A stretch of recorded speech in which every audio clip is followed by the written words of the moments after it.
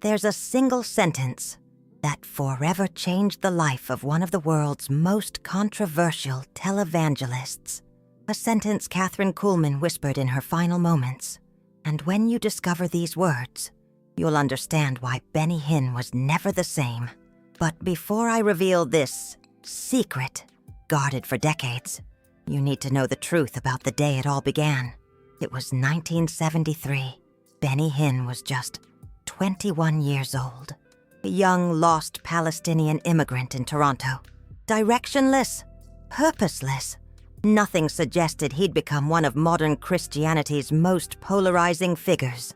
Have you ever felt that moment when a single person appears in your life and completely alters your path?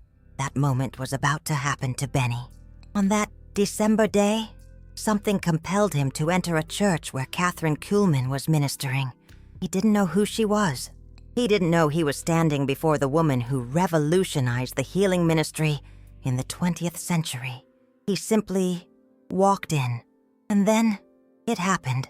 The moment Kathryn began to pray, something extraordinary occurred. The air in the auditorium seemed to shift. Benny felt as if 1,000 volts of spiritual electricity surged through his body. His legs buckled. His eyes filled with tears he couldn't control. And then he collapsed to the floor. It wasn't acting. It wasn't emotionalism. It wasn't psychological suggestion. It was something that defied rational explanation. As if God himself had reached out and touched a part of his soul he didn't even know existed. Years later, he'd described that moment as the day my spirit awakened to eternity. But here's what almost no one knows about this story. Kathryn didn't notice him that first time. She didn't even look in his direction. Benny was just another young man among thousands, another face in the crowd. And when the meeting ended, he left in silence, carrying something inside him he couldn't name. For weeks, he couldn't shake that experience from his mind. It was as if a seed had been planted in fertile ground, a seed that began to germinate, even without him understanding what was happening. Have you ever had such a profound experience that divided your life into before and after? For Benny, that December of 1973 was exactly that. He began attending all of Kathryn's meetings in Toronto. He always sat in the same spot. He observed her every gesture, every word, every movement on stage, not as a fan, but as someone discovering their own identity through another person. And it was during the third meeting that something extraordinary happened. Kathryn paused mid-prayer. Her eyes scanned the crowd until they found young Benny sitting in his usual chair. For a moment that seemed eternal. They looked at each other, and then she did something that shocked everyone present. She stepped down from the stage. She walked directly to him, and she whispered words that would echo through the rest of his life and ministry.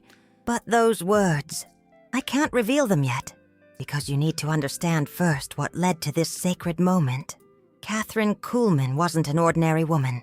Born in 1907, she shattered all the paradigms of her time. In an era where women rarely preached, she filled the largest auditoriums in the world. In a time when the supernatural was viewed with suspicion, she brought miracles back to the center of the Christian faith. But behind the powerful woman we see in historical records, there was someone who carried deep scars, someone who had paid a very high price for the calling in her life. Did you know Kathryn never married? Well, actually, she did marry once. Burroughs Waltrip, a married evangelist who abandoned his wife and children to be with her. The scandal almost destroyed her ministry. And the guilt haunted her for the rest of her life. That's why when she looked at that young Benny Hinn, she saw something familiar. The spiritual hunger, the burning desire to touch the supernatural, but also the vulnerability, the possibility of losing one's way. And it was in that moment that something prophetic moved within her. Kathryn didn't know it, but she was looking at someone who would face similar controversies decades later, someone who would be criticized, questioned, even rejected by many, but who would also touch millions of lives around the world. It was as if God was using that encounter to plant something specific in Benny's life, something that would sustain him through all the storms to come. But let's return to that crucial moment. Kathryn approached Benny and placed her hand on his head. The people around them fell silent. You could feel that something sacred was happening. And then she opened the Bible to a specific page, Psalms. Her hands trembled slightly as she searched for the right words. And when she found them, she began to read in a low voice, just for him, words that carried decades of experience, of pain, of victories and defeats. But what were those words? Before I reveal them, you need to understand the full context, because this psalm wasn't chosen by chance. Every word had a purpose.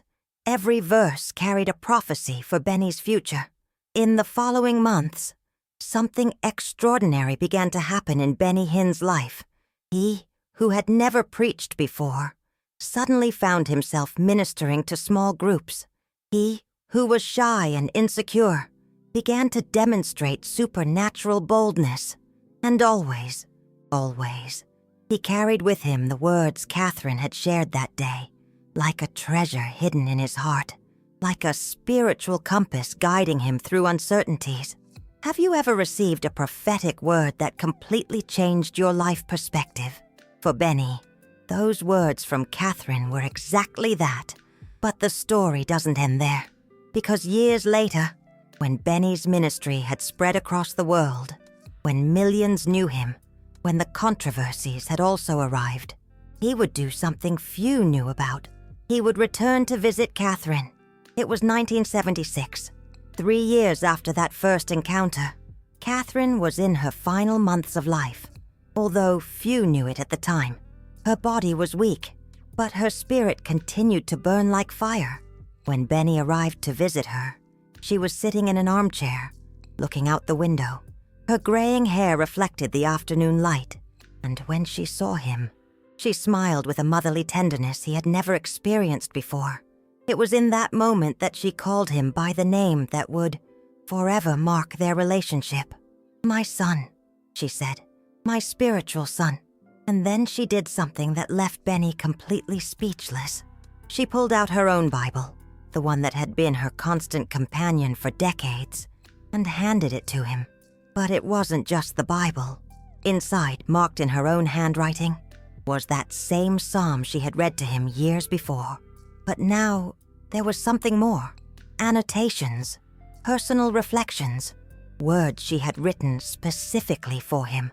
And it was there, in that intimate moment, that Kathryn revealed the true meaning behind that psalm, why she had chosen those specific words, and what the real prophecy was that she saw concerning Benny's future.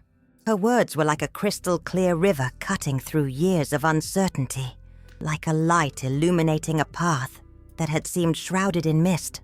And when she finished speaking, Benny knew he had received more than a blessing. He had received a legacy. But which psalm was it? And what was the specific prophecy Kathryn saw about Benny Hinn's life? The answer will surprise you, because it wasn't what most people would expect. It wasn't about miracles. It wasn't about healing. It wasn't about crowds. It was about something much deeper, something that touched the very core of Benny's spiritual identity, something that would explain both his moments of glory and his moments of human fragility. Kathryn knew, even in those early encounters, that Benny would face intense criticism, that he would be misunderstood, that there would be times when he would question his own calling.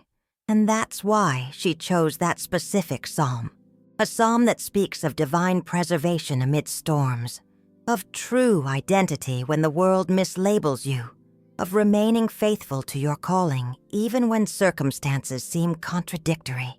But there was something even more specific in that psalm. One word, a single word, that would become prophetic for Benny Hinn's entire journey. A word that would explain why, decades later, his ministry would continue to impact lives around the world, despite all the controversies. And that word would forever change the way you understand not only Benny Hinn's story, but perhaps your own spiritual journey. Because deep down, we all need that Kathryn Kuhlman moment in our lives. That person who sees in us what we can't even see ourselves. That prophetic voice that plants seeds of destiny in our souls. Have you ever stopped to think who that person was in your life? Or perhaps, are you still waiting for that divine encounter? The truth is, the story of Benny and Kathryn teaches us something fundamental about how God works. He doesn't just call us. He provides specific people to prepare us for that calling. Spiritual mentors who carry keys that unlock doors in our destiny. And in the case of Benny Hinn, that key was hidden in the words of an ancient psalm. Words that would resonate through decades of ministry. Words that would sustain him in the most difficult times and humble him in his moments of greatest success. But before revealing those sacred words, you need to understand what happened in the final moments of Kathryn Kuhlman's life. Because it was there, on the brink of eternity, that she gave Benny the final interpretation of that psalm. It was February 1976. Kathryn was hospitalized in Pittsburgh. Few knew the severity of her condition, and among those few was Benny Hinn. He had flown from Toronto specifically to see her. He knew it might be the last opportunity, and when he entered that hospital room, he found a woman physically frail, but spiritually more vibrant than ever. Her eyes lit up when she saw him. It was as if she had been waiting for that moment, as if there was something important she still needed to convey. And then she asked him to come closer. Her voice was weak, but her words carried a prophetic authority that cut through the physical fragility. "Benny," she whispered, "do you remember the psalm I shared with you?"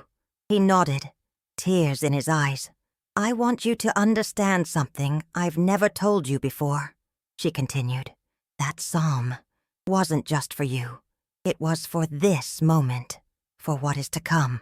And then she revealed something that would forever change Benny's understanding of his own calling, something he would guard as the most precious treasure of his spiritual life. "The psalm I gave you," she said with difficulty, "was Psalm 139, but not just any verse, verses 13 to 16. And I want you to understand why the Holy Spirit led me specifically to these words." She paused as if listening to something only she could perceive. "These verses don't just speak about physical formation, Benny. They speak about spiritual formation, about how God weaves not only our bodies, but our destiny, our calling, our deepest identity. When David wrote these words, he was having a revelation about God's creative sovereignty." Benny leaned in to hear better. Every word was too precious to miss. "For you created my inmost being. You knit me together in my mother's womb. I praise you because I am fearfully and wonderfully made. Your works are wonderful. I know that full well. My frame was not hidden from you. When I was made in the secret place, when I was woven together in the depths of the earth, your eyes saw my unformed body. All the days ordained for me were written in your book before one of them came to be." Pause. Breathe deeply. Let these words penetrate your soul, because what Kathryn was about to say would change not only Benny's life, but perhaps yours as well. "Benny," she continued, "when I read these verses to you that first day, I saw something, a prophetic vision. I saw that God formed you in a specific way, wove you with spiritual fibers that many wouldn't understand, gave you a sensitivity to the supernatural that would frighten some and inspire others." She paused, and her eyes gained an intensity that transcended her physical frailty. "But the word that most struck my spirit was woven. In the original Hebrew, it's sakak. It means to interweave, like a weaver who combines different threads to create a unique pattern. God didn't make you on an assembly line, Benny. He wove you like a unique work of art. Every experience of your life, every pain, every joy, every moment of confusion, all are threads being interwoven into a tapestry that only He can see completely." Her hands trembled, but her voice grew stronger. "You will be criticized for being different. They will question your methods because they don't follow the traditional pattern. They will doubt your authenticity because your anointing doesn't look like others. But I want you to always remember this. God saw you before you were even born. He wrote your days in His book before you took your first breath. And what He wove, no one can unravel." And then she said something that cut through any doubt Benny might have had about his future. "The word I received about you was woven. You were woven in an astonishingly marvelous way for this specific time, for this specific generation, to touch lives that no one else could touch." In that moment, Benny understood why that psalm had marked his life so deeply. It wasn't just about formation. It was about divine identity. It was about accepting that God had created him in a unique way, even if that meant not fitting into conventional molds. Have you ever struggled with the feeling of being different? That your calling doesn't follow traditional patterns? Kathryn's message to Benny is the same one that resonates with each of us. You were woven in an astonishingly marvelous way. But the story doesn't end in that hospital room. 3 days later, Kathryn Kuhlman gave her soul to the Creator. She died on February 20th, 1976, leaving a legacy that would echo through generations. And Benny carried with him not only her words, but the responsibility of honoring what she had planted in his life.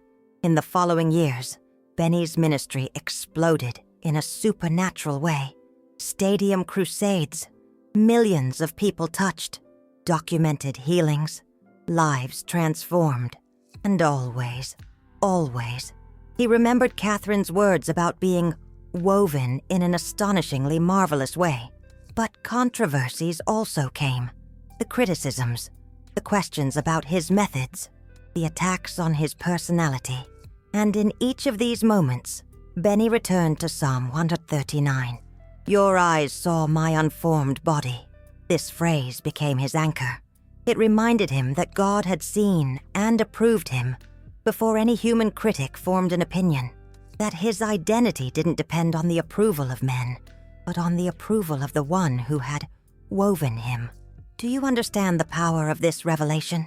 In a world where we are constantly judged by appearance, by results, by methods, there is something profoundly liberating in knowing that God saw us unformed and said, "This is good."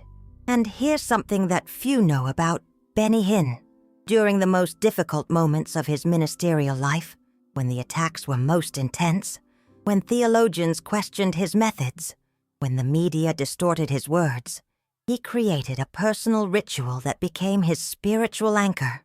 Every morning, before any other activity, before reading emails, before checking the news, before even having coffee, he opened his Bible to Psalm 139 and read verses 13 to 16 aloud.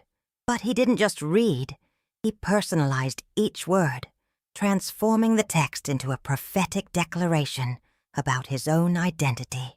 "You formed my inward parts. You knitted me together in my mother's womb.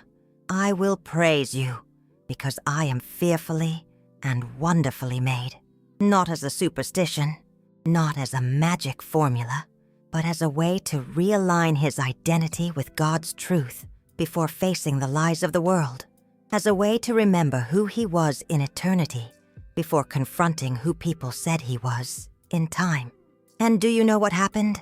Even on the most turbulent days, even when the criticisms seemed deafening, there was a supernatural peace that descended upon him, a confidence that didn't come from himself, but from those prophetic words that Kathryn had planted decades before. This teaches us something profound about the power of prophetic words. They are not only for the present moment, they are seeds planted for future seasons, especially for seasons of storm. But there's something even deeper in this story that needs to be understood. Kathryn didn't just give Benny a psalm. She gave him a hermeneutic, a way to interpret his own life through the lens of divine sovereignty, a way to understand that every criticism, every controversy, Every moment of doubt was part of the weaving process that God was doing in his life. Have you ever thought about your life that way? As if every experience, good or bad, were a thread being woven into a larger tapestry that you can't yet see completely. That was Kathryn's true prophecy. Not that Benny would be famous, not that he would have a large ministry, but that he would learn to see his life through God's eyes, to understand that he was astonishingly, marvelously formed for a specific purpose. And when you understand this about your own life, something fundamental changes. You stop trying to fit into other people's molds. You stop comparing yourself to different ministries or callings. You stop apologizing for being who God made you to be. In the last years of his life, Benny Hinn did something that surprised many. He began to publicly share the story of Kathryn and Psalm 139, not as a way to justify himself, but as a way to honor the legacy of the one he called his spiritual mother. And every time he told this story, something interesting happened. People in the audience began to cry, not out of superficial emotion, but because something deep resonated in their souls. The truth that they too had been woven in an astonishingly marvelous way. Do you feel that now? That deep resonance that your story is also a story of divine weaving? But there's one last element of this story that needs to be revealed. Something that Kathryn whispered to Benny in those final moments in the hospital. Something he kept secret for decades. "Benny," she said, her eyes already glazed over with the nearness of eternity, but with a prophetic clarity that seemed to come directly from God's throne. "One day you will understand that I wasn't sent to give you a ministry. Anyone can have a ministry. I was sent to give you an identity, and that identity will be the root of everything that will spring forth in your life." She paused, breathed with difficulty, and continued with an intensity that would mark Benny forever. When you fully understand this identity, when it becomes more real to you than any human criticism or praise, you will be able to give to others what I gave to you. Not ministerial techniques, not healing methods, but the profound revelation of who they are in the eyes of God. She held his hand with surprising strength for someone so frail. Look for those who feel malformed by the world, for those who believe they were made wrong, who don't fit into traditional religious molds, who carry callings that others don't understand, and tell them what I'm telling you. You weren't manufacturing errors. You were masterpieces, woven together in a breathtakingly wonderful way, for purposes yet to be fully revealed. And then she closed her eyes and fell asleep. 3 days later, she was in the presence of the one who had woven her. But her words continued to echo, and they continue to echo to this day, because the truth is, we all need to hear this. In a world that constantly tells us we're not enough, that we need to be different, that our callings aren't valid unless they follow certain patterns, we need the prophetic declaration of Psalm 139. You were seen by God before you were formed. Your days were written in his book before you took your first breath. You were woven together in a breathtakingly wonderful way for this specific generation. And perhaps, just as Benny found his spiritual mother in Kathryn, you too need to find, or become, someone who plants these truths in the lives of others. Because in the end, it's not about having a huge ministry. It's not about being famous or recognized. It's about living in the fullness of the identity that God wove into you before the beginning of time. It's about looking in the mirror every morning and declaring, I was breathtakingly, wonderfully formed. It's about facing criticism and remembering, God saw me while I was still formless and approved. It's about embracing your uniqueness instead of trying to mold yourself to other people's expectations. And it's about understanding that your story, just like Benny and Kathryn's, is part of a larger tapestry that God is weaving through the generations.